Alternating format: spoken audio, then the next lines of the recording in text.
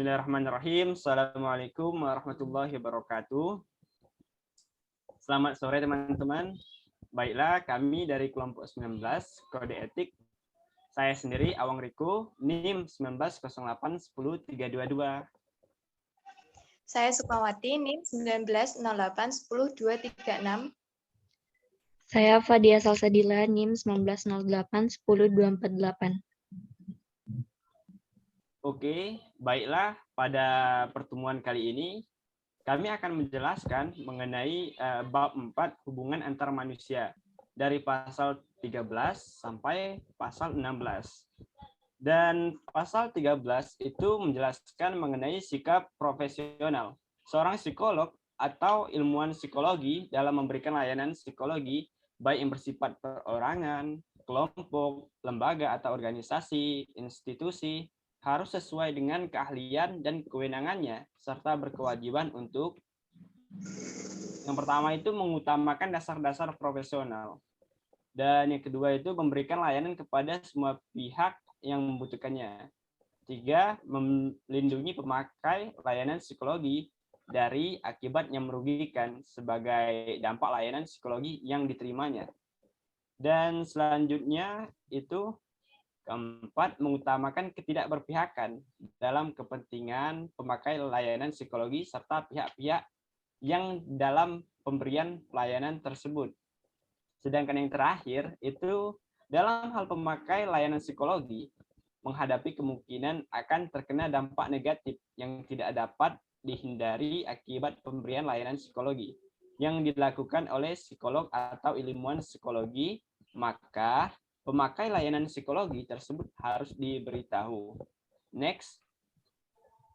Oke, selanjutnya pasal 14, yaitu pelecehan. Ayat 1, pelecehan seksual psikolog dan atau ilmuwan psikologi dalam penerapan keilmuannya tidak terlibat dalam pelecehan seksual. Tercakup dalam pengertian ini adalah permintaan hubungan seks, cumbuan fisik, perilaku verbal atau nonverbal yang bersifat seksual yang terjadi dalam kaitannya dengan kegiatan atau peran sebagai psikolog dan atau ilmuwan psikologi. Pelecehan seksual dapat terdiri dari satu perilaku yang intens atau parah, atau perilaku yang berulang, bertahan atau sangat meresap, serta menimbulkan trauma. Perilaku yang dimaksud dalam pengertian ini adalah tindakan atau perbuatan yang dianggap 1. Tidak dikehendaki, tidak sopan, dapat menimbulkan sakit hati atau dapat menimbulkan suasana tidak nyaman, rasa takut, mengandung permusuhan yang dalam hal ini psikolog dan atau ilmuwan psikologi mengetahui atau diberitahu mengenai hal tersebut, atau yang kedua, bersikap keras atau cenderung menjadi kejam atau menghina terhadap seseorang dalam konteks tersebut. Ketiga, sepatutnya menghindari hal-hal yang secara nalar merugikan atau patut diduga dapat merugikan pengguna layanan psikologi atau pihak lain.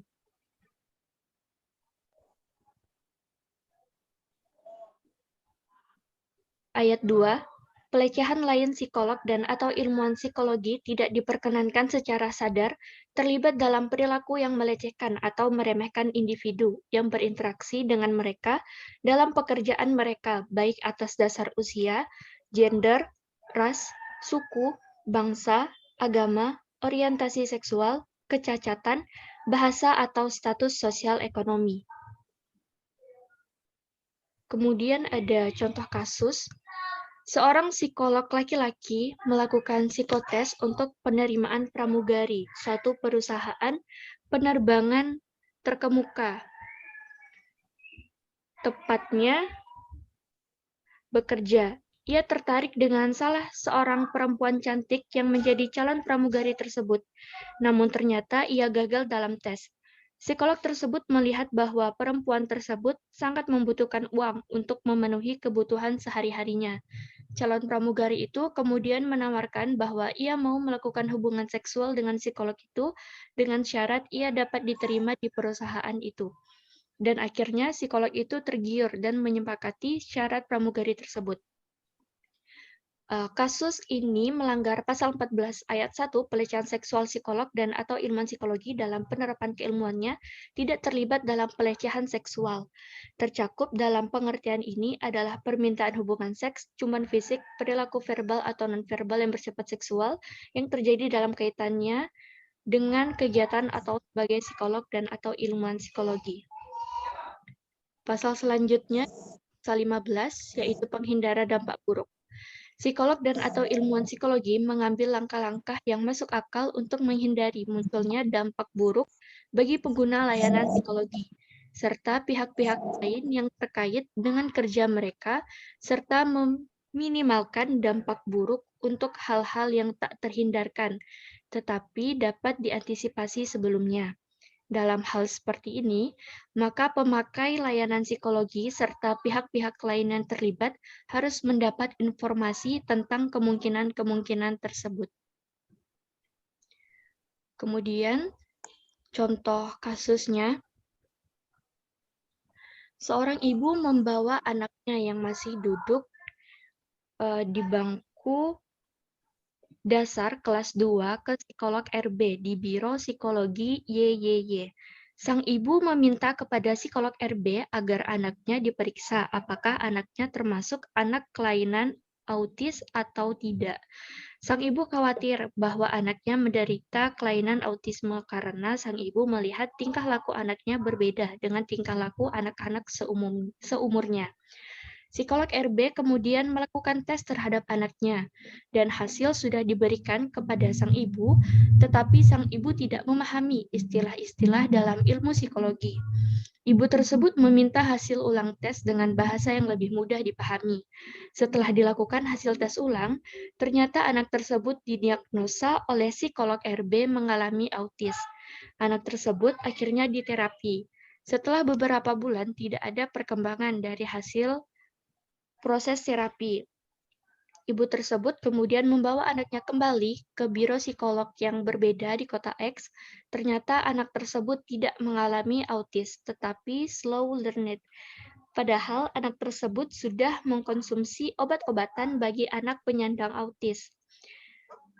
Setelah diselidiki, ternyata Biro Psikologi YYY tersebut tidak memiliki izin praktek dan yang menangani bukan psikolog, hanya sarjana psikologi strata 1.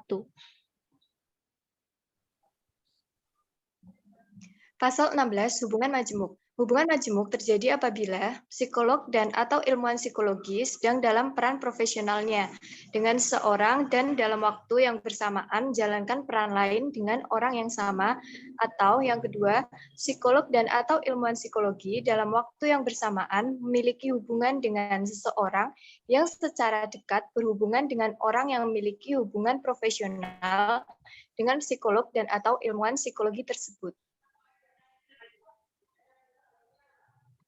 2. Psikolog dan atau ilmuwan psikologi sedapat mungkin menghindar dari hubungan majemuk apabila hubungan majemuk tersebut dipertimbangkan dapat merusak objektivitas, kompetensi, atau efektivitas dalam menjalankan fungsinya sebagai psikolog dan atau ilmuwan psikologi, atau apabila beresiko terhadap eksploitasi atau kerugian pada orang atau pihak lain dalam hubungan profesional tersebut. Ketiga, apabila ada hubungan majemuk yang diperkirakan akan merugikan, psikolog dan atau ilmuwan psikologi melakukan langkah-langkah yang masuk akal untuk mengatasi hal tersebut dengan mempertimbangkan kepentingan terbaik orang yang terkait dan kepatuhan yang maksimal. Yang keempat, apabila psikolog dan atau ilmuwan psikologi dituntut oleh hukum, kebijakan institusi, atau kondisi-kondisi luar biasa untuk melakukan lebih dari satu peran, sejak awal mereka harus memperjelas peran yang dapat diharapkan dan rentang kerahasiaannya, bagi diri sendiri maupun bagi pihak-pihak lain yang terkait. Contoh kasus, sebuah perusahaan membutuhkan karyawan baru untuk ditempatkan pada staf-staf tertentu dalam perusahaan. Pimpinan perusahaan tersebut kemudian memakai jasa psikolog ST untuk memberikan psikotes pada calon karyawan yang berkompeten dalam bidangnya. Namun, ketika memberikan psikotes tersebut, ia bertemu dengan R, saudaranya, dan meminta agar psikolog ST memberikan hasil psikotes yang baik supaya R dapat diterima dalam perusahaan tersebut. Karena merasa tidak enak dengan saudaranya, akhirnya psikolog ST memberikan hasil psikotes yang memenuhi standar seleksi penerimaan calon karyawan, sehingga R kemudian diterima dalam perusahaan tersebut dengan menduduki staf tertinggi.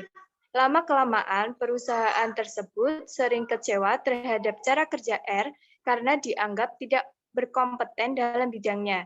Akhirnya, pimpinan perusahaan menyelidiki cara pemberian jasa psikolog ST, dan pimpinan tersebut mengetahui bahwa pendirian praktik psikolog ST ternyata belum tercatat pada HIMPSI, dan psikolog ST sama sekali belum pernah menjadi anggota HIMPSI. Oke, thank you. Baiklah teman-teman, berhubung presentasi kami sudah selesai, saya mengucapkan banyak terima kasih pada teman-teman yang sudah mendengar dan memperhatikan presentasi kami. Mohon maaf jikalau ada kesalahan, dan wassalamualaikum warahmatullahi wabarakatuh.